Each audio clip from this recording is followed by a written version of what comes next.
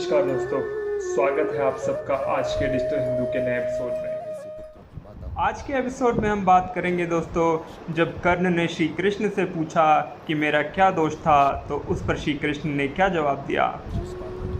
कर्ण ने कृष्ण से पूछा, मेरा जन्म होते ही मेरी माँ ने मुझे त्याग दिया, क्या अवैध संतान होना मेरा दोष था। द्रोणाचार्य ने मुझे शिक्षा नहीं दी क्योंकि मैं क्षत्रिय पुत्र नहीं था। परशुराम जी ने मुझे सिखाया तो सही, परंतु श्राप दे दिया कि जिस वक्त मुझे उस विद्या की सर्वाधिक आवश्यकता होगी मुझे उसका विस्मरण होगा, क्योंकि उन्हें ज्ञात हो गया कि मैं क्षत्रिय हूँ। केवल एक संयोगवश एक गाय को मेरा बाण लगा और उसके स्वामी ने मुझे श्राप दिया, जबकि मेरा कोई दोष न था। द्रौपदी स्वयंवर में मेरा अपमान किया गया। माता कुंती ने मुझे आखिर में मेरा जन्म रहस्य बताया भी, तो अपने अन्य बेटों को बचाने के लिए। जो भी मुझे प्राप्त हुआ है मधुसूदन, दुर्योधन से ही हुआ है, तो अगर मैं उसकी तरफ से लड़ूं तो मैं कहाँ गलत हूँ। श्री कृष्ण मुस्कुराए और श्री कृष्ण ने उत्तर दिया, कर्ण, मेरा जन्म कारागार में हुआ। जन्म से पहले ही मृत्यु मेरी प्रतीक्षा में घात लगाए थी। जिस रात मेरा जन्म हुआ उसी रात माता पिता से दूर किया गया। तुम्हारा बचपन खड्ग, रथ, घोड़े, धनुष और बाण के बीच में उसकी ध्वनि सुनते हुए बीता। मुझे ग्वाले की गौशाला मिली, गोबर मिला और खड़ा होकर चल भी पाया, तो उससे पहले ही कई प्राणघातक हमले झेलने पड़े।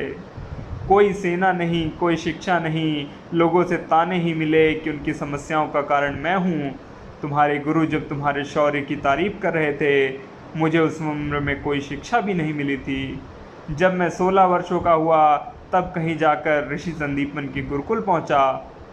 तुम अपनी पसंद की कन्या से विवाह कर सके।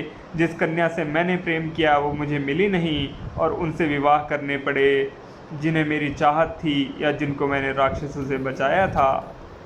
मेरे पूरे समाज को यमुना के किनारे से हटाकर एक दूर समुद्र के किनारे बसाना पड़ा, उन्हें जरासंध के क्रोध से बचाने के लिए। रण में पलायन करने के कारण मुझे भीरू भी कहा गया। अगर दुर्योधन युद्ध जीतता है तो तुम्हें बहुत श्रेय मिलेगा। धर्मराज अगर जीतता है तो मुझे क्या मिलेगा।